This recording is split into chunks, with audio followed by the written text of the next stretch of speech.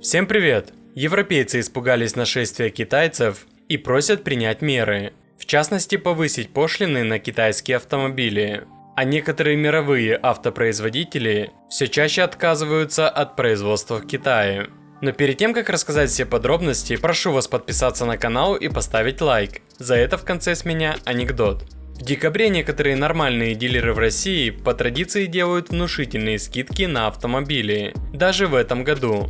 Каждый день появляются десятки выгодных предложений. Посмотреть самые актуальные вы можете на сайте Автоспот. Я нашел скидки не только за трейд-ин и кредит, но даже и за наличные, что в нынешнее время редкость.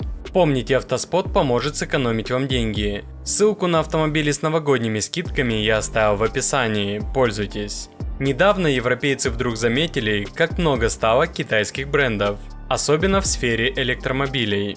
И отнюдь не все в восторге от этого. Больше того, крупные производители Европы требуют от своих правительств срочно принять меры. Так, главный исполнительный директор Stellantis хочет видеть более высокие пошлины на автомобили китайского производства, поступающие в Европу. Он сослался на президента Макрона, с которым это обсуждал и который все понимает, но считает, что сначала страны Евросоюза должны поддержать это предложение.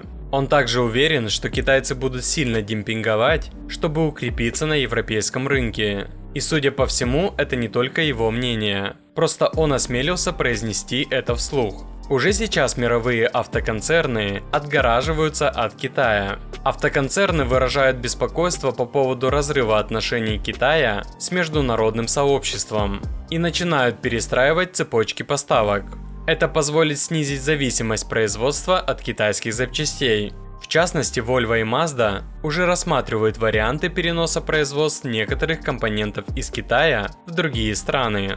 Ford и General Motors увеличивают выпуск производства автозапчастей на территории США. Возможность снижения рисков для цепочек поставок изучают и в Honda. Происходит все то же самое, что было с кроссовками и бытовой техникой.